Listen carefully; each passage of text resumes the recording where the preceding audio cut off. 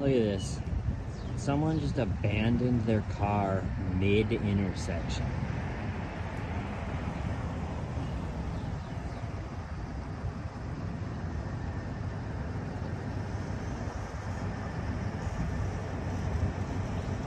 The old mid-intersection, you know what? Not feeling this car. I'm out of here.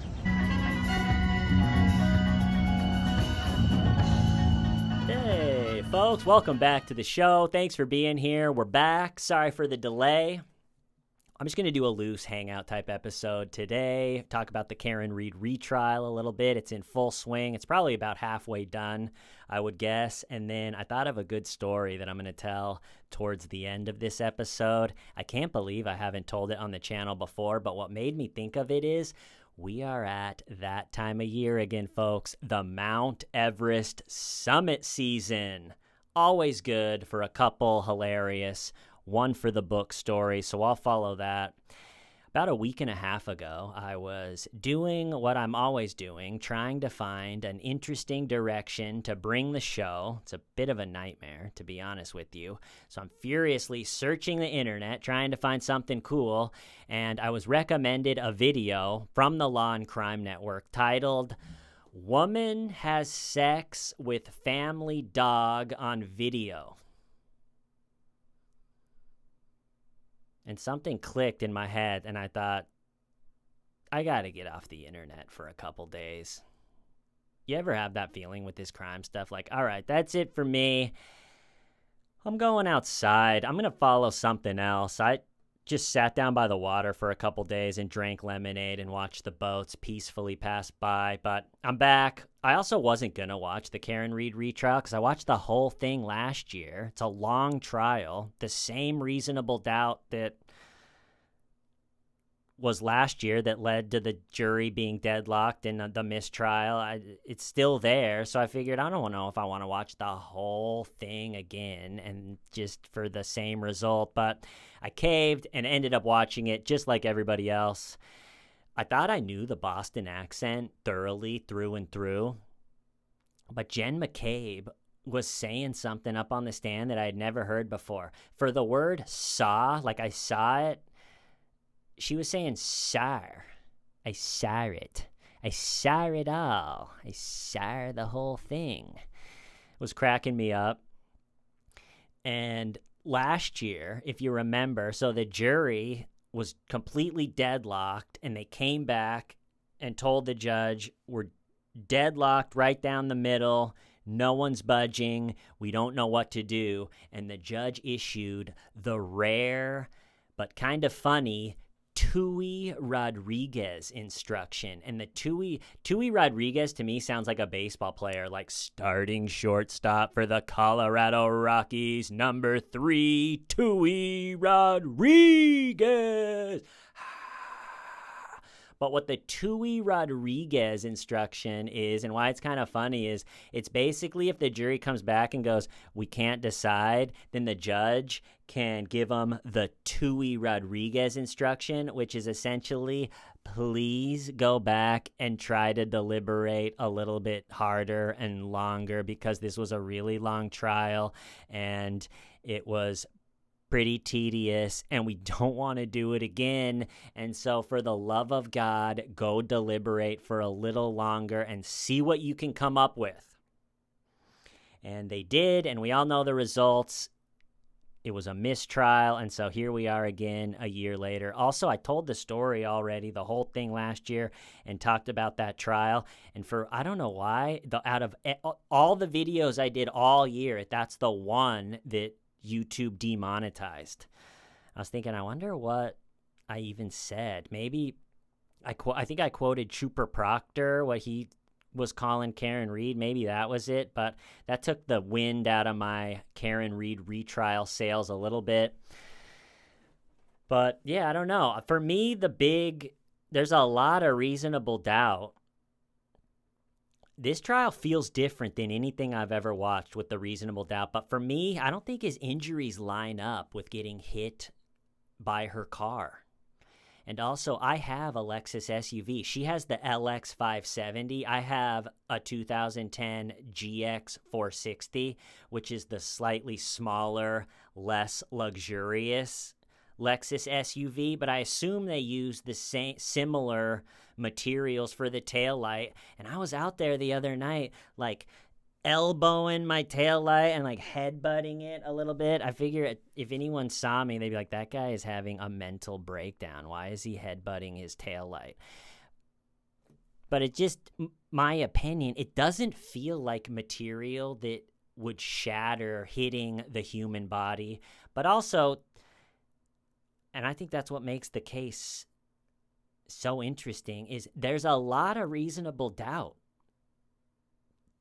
There just is, and it's an uphill battle for the prosecution to deal with all that. And so it's one of the reasons I thought, yeah, I'm just going to kind of skip watching the whole thing and then check out the results. But I was thinking it's all of the same reasonable doubt from last trial. Nothing big, as far as I know, has changed.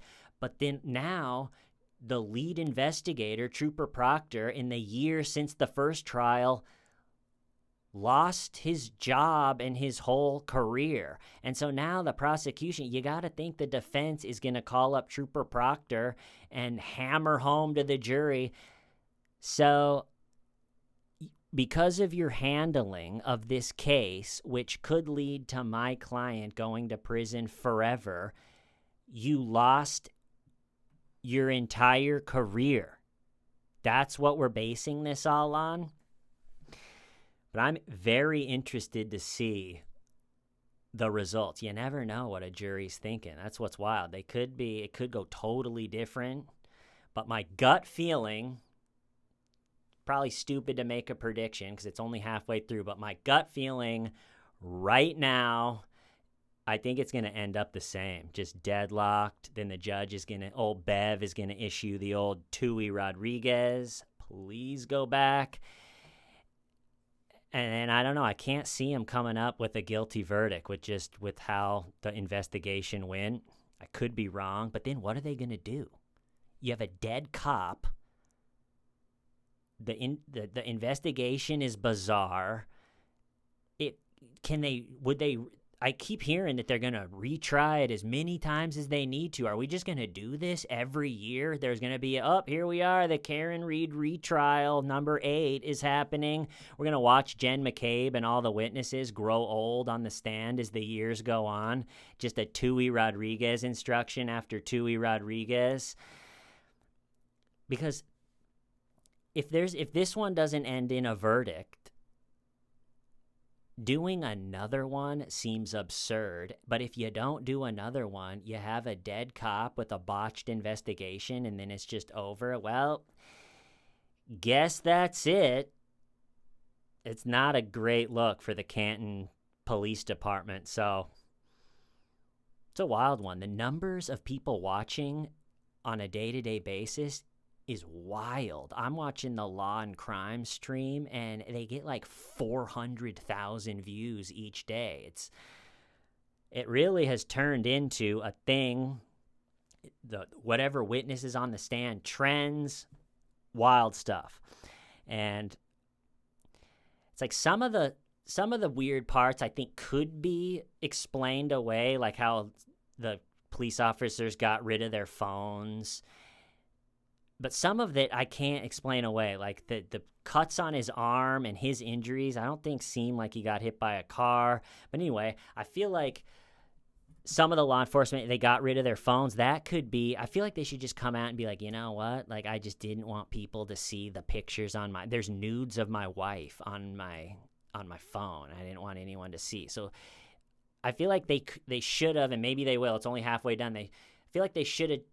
The prosecution and the witnesses, it's like, all right, we tried the strategy of the last trial. It ended up in a Tui Rodriguez. No one likes that. And so this trial, we got to be more open, explain it more. Because if it's like, yeah, there's nudes of my wife, I didn't want to hand it over to investigator. Or maybe they say the N-word in the text a bunch or something. They didn't want people to see that. Or who knows. It reminded me, about a couple weeks ago, I was sitting down by the water, like where I always sit, and I'll take out my phone to jot something down. And I've done this before where I take out my phone, I jot something down, and instead of putting my phone back in my pocket, I just set it next to me. And I got Walter down there. I'm enjoying the weather. And then I get up and I leave with my phone just sitting on the bench, and I walk away. And in New York City, I would say a good percentage of people will take it and try to like give it to a local, like a restaurant nearby or something, so you could get it back. But there's definitely a slice of the, I'd say the younger population where you're not getting your phone back. They're gonna say, "Oh, cool, I got an iPhone," and it's history. And so, but the times I've done it before, I'm like 30 feet away, and I go, "Oh, my phone," and I turn around, and it's still sitting on the bench, and I get it. But a couple weeks ago, I did that where I set the phone, I walk away, I walked all the way back home, which is slightly more, I measured it, slightly more than 1 mile. And I got all the way back home. I walk into my kitchen. I realize I don't have my phone. I'm looking around. Did I set it somewhere? And then it hits me. Oh my God, I left it. It's a mile away, down by the ocean, sitting on a bench in New York City. And I just opened the door, ran out the door. I think Walter was like, what happened to him? Where'd he go? I ran out the door and sprinted almost the whole mile plus back. And I'm 38 with no stretching or warming up or training. It's probably not the best idea to just dead sprint for a mile out of the blue.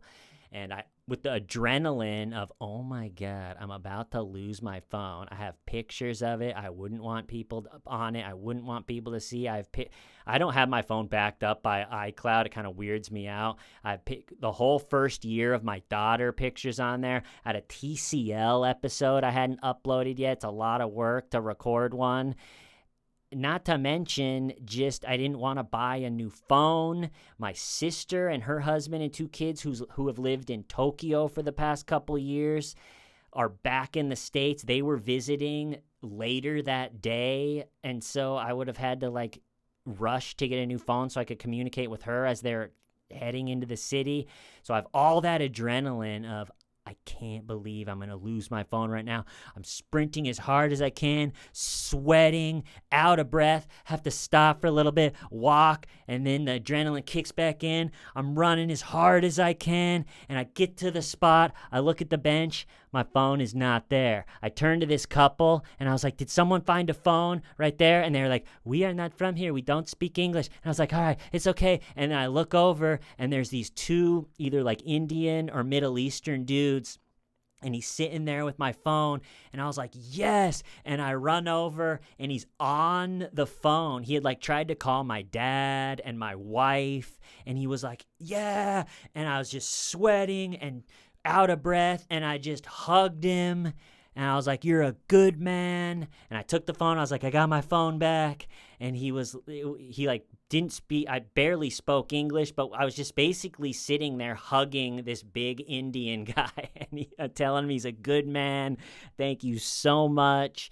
And it was a really good moment. And then I looked over, and his friend was filming the whole thing, like me and him hugging and me telling him. So somewhere out there, the whole thing is on film. But the funny part about it is he like called my dad, who was sitting at his house in Grand Junction, Colorado. And in the States, if you get a call from someone with a heavy Indian accent, your first thought is like, all right, this is a scam. And there is that scam where they call, like one time someone called my grandparents in Arizona. They're in their 90s, and they said, Scott, I don't know how they knew I was the grandson, but they said, Scott has got a DUI, or I think maybe they said he's in Mexico and got arrested. They said something, and they need money, and luckily my grandparents didn't get scammed or anything. But so my dad, think about that. My dad gets a call, but it's from my number, but it's a guy with a heavy Indian accent saying, I'm standing here by the water. So he's going, is this a scam? And then he called my wife too. She's a school teacher. So she picks up the phone. It says it's me, picks up the phone. it's a guy with a heavy accent, and then the call drops, and she said for like a split second, she was like, did Scott get kidnapped? What is going on? How does that person have his phone? And then I would have got it back even if I didn't sprint down there, because my wife told him, all right, the guy that found it was like, we're going to get on the ferry and go. I can't stand here like forever. And she was like, all right, well, give it to the restaurant. There's like a snack bar right there. Give it to the snack bar if you got to go. And as I was sprinting up, I thought, all right, if it's not there, any good person with half a brain would give it to the snack bar. So I'll check with them. But anyway, I got it back. But it reminded me of how they got rid of their phones. Because with everybody, there's stuff on your phone that you don't want, your coworkers. And so, like, that part of the Karen Reed investigation. Oh, let me close this door. Boiler kicked on.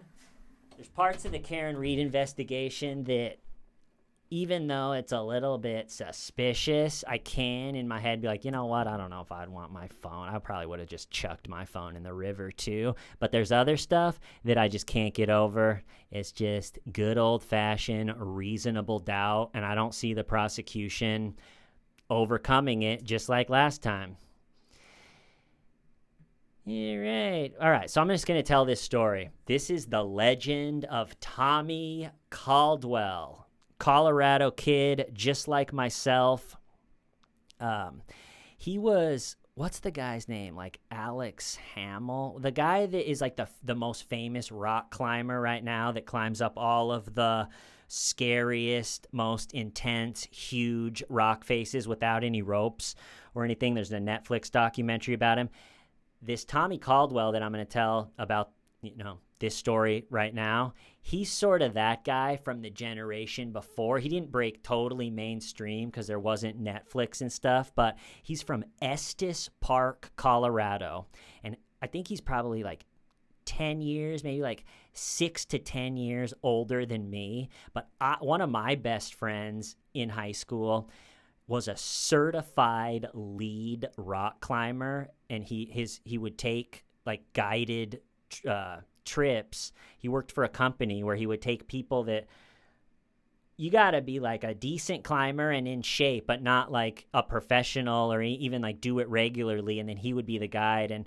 But what was so great about that is he took a Knowles course. That's how Knols, I think. So he got certified for a lead climber. And what was great about having a best friend that was a certified lead climber is I got to do all of these super amazing rock climbs that I would never have been able to do because he was so good and so strong. We would go to this, some big rock face, and I was a decent little climber because I don't weigh anything. The best I could do as far as like gym class where I would really shine was like climbing the rope. I can still climb the rope because I don't have any weight to pull up. I got these long arms, no weight to pull up. So I was like pretty good. And then the parts that were too hard where I couldn't do it, my friend was so strong, he would just muscle me up. So I would just get to a point and go, I can't do this part. And he would just pull me up, and I just kind of pathetically like float up the mountain, and then I would get to the part where it's like pretty easy again. But I got to see all these amazing views and have all these amazing experiences because my friend was this lead climber. But we always pretended while we were climbing that we were this Tommy Caldwell character that stars in this story I'm telling right now. So anyways, from Estes Park, Colorado, in his teens, he was already turning heads like, man, this guy is a good rock climber. And then by his early 20s, he was already professional, doing first ascents that no one had done before, really making a name for himself nationally as the rock climber of his time. And so him, in the year 2000... Tommy Caldwell, his girlfriend Beth, and 2 other friends planned a trip to Kyrgyzstan, which is known for having really majestic, amazing, I think it's granite rock faces, world-class rock faces. And so they thought, let's take a trip to Kyrgyzstan, climb these amazing rock faces. It's one of those trips where you can't even do the whole thing in a day, so you have to climb all day and then sleep on the rock face with one of those platforms. And so they're in Kyrgyzstan. There's 4 of them. They're on this unbelievably beautiful mountain, making their way up. And one day they look down, and standing on the ground, looking back up at them, are 4 sinister, emotionally vacant-looking men with rifles just staring at them. Hold on, let me open this door again. And you should see how fresh-faced and young Tommy Caldwell and his girlfriend are when this is happening. They look beyond wholesome and young and fresh-faced. I'll show you a picture. So this is Tommy Caldwell, and this is his girlfriend at the time, Beth, who went through it. Look how young and fresh-faced they look. And so they're looking down, and they're like, all right, well, what is that all about? And then the guys move on. And they're like, well, that's kind of weird. We're in Kyrgyzstan. Who are those guys? And they keep climbing the rest of the day. They set up their little, I can't remember what it's called, but the platform that you rig up to sleep on. They go to bed that night, and then they wake up to bullets whizzing past them. They're in their sleeping bags. It's hitting the wall, and they're like, oh, what is going on? And they look down, and it's the same 4 guys, and they're screaming at them, you need to come down, make your way down. They're shooting at them, like purposely not hitting them, but you need to come down. And so they're like, all right, they didn't know who, if they were with the government, who they were with, and so they rappel down, and there's like I said, the 4 guys, and then there's one other guy, and the 4 guys were with the Islamic militants of Uzbekistan, the IMU. And whenever I hear Uzbekistan, I've told the story on the channel before, but I always think of, I was going to this barber for like a year, and we were getting more comfortable with each other. And then one day he goes, I want to show you something funny. And I was like, okay. And he showed me his phone, and it was this guy that I think he was having sex with like a sheep or a goat or something. And I was like, ugh, dude. And then he looks at me, he goes, he's from Uzbekistan, and then busted up into loud hysterics. And I was just sitting there going, all right. But anyway, the 4 guys were with the Islamic militants of Uzbekistan. So it was those 4, and then they had another hostage from a Kyrgyz soldier. That the Kyrgyz military was in charge in the area, and then they were at war with the IMU, the Islamic militants of Uzbekistan. And so they had taken the one soldier, so he was their hostage, and then they added the 4 Americans from Colorado. So now these 4 militants have 5 hostages, and the Kyrgyz soldier, even though he couldn't speak English, he was able to get the point across to Tommy Caldwell and his girlfriend and the two friends. These dudes are total deranged lunatics. They've already killed a bunch of my fellow soldiers. They have no plan. They're not going to let you guys go. And so, and what happened is during the day, they would make them hide like under a rock or in the bushes or something, so they wouldn't be seen by Kyrgyz military helicopters and patrols and stuff. And then at night, they would hike all over these jagged mountains, and it became apparent that they were not going anywhere. They were just hiking aimlessly. And it became apparent that the IMU was a second-rate, disorganized, borderline incompetent militants. And so day after day, they sit in the bushes during the day, and then at night, they're hiking aimlessly with this second-rate, unorganized Islamic militant group. The militant group doesn't even have enough food and water for themselves, let alone their hostages. So the hostages, they were sharing power bars that they had for their trip and then drinking water out of mud puddles. They'd see a mud puddle. Oh my gosh, we got to go. And they'd all go get a drink, and it was getting beyond bleak, and they didn't know what they were going to do. And either on the 4th or 5th day of doing this, so just think, hiking for 4 hours without enough water and sleep, you start to feel beat. And to do it all night long, day after day, not eating enough, not drinking enough, having the emotional exhaustion of the situation you're in, you're going to start feeling beyond horrible and weird as the days go on. And they're just being marched around aimlessly all night long. It's unorganized. The militants are arguing with each other and bickering with each other. They could tell they didn't even know what they wanted to do. And on day 4 or 5, all of a sudden a gunfight breaks out with the Islamic militants of Uzbekistan and the Kyrgyz soldiers that are in power in the area. And so right when the bullets started flying, the IMU, one of their captors, said, all right, come over here. You guys are going to hide in this bush. We're going to fight it out. You guys are going to hide in here. Do not move. Do not run. And they're like, okay. And they told the Kyrgyz soldier, the guy that had been held captive with them when they were taken captive, the guy that was already there, they told him, you get in first, and then they're going to get in behind you. And the guy goes, okay. And then he goes in, he steps ahead goes in, and they executed him, 2 shots to the back of the head, and he falls dead in the bushes. And then they made the 4 Colorado kids get in the bushes on top of his dead body. He was nice to him, so they had developed a friendship with him, get on his body, and for hours they had to lay on this guy's dead body in the bushes while the IMU fought it out with the Kyrgyz.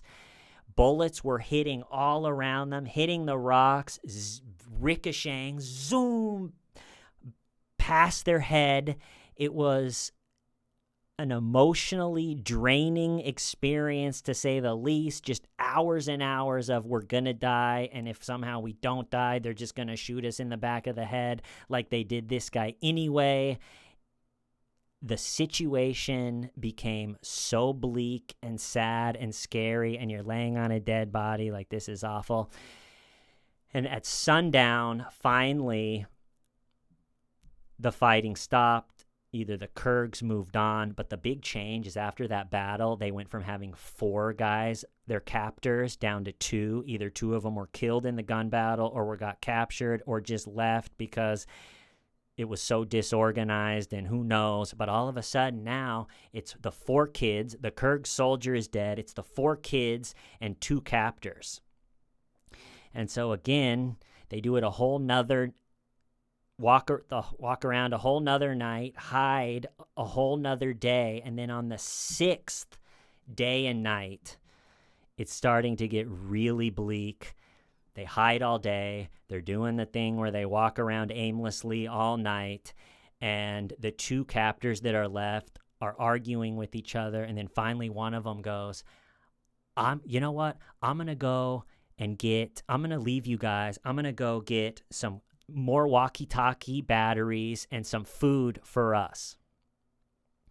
And he leaves. And so now it's the 4 kids and 1 captor, and he's got a rifle, and they're hiking around the mountains. And you got to remember, all 4 of these kids are world-class professional rock climbers. So this is their world.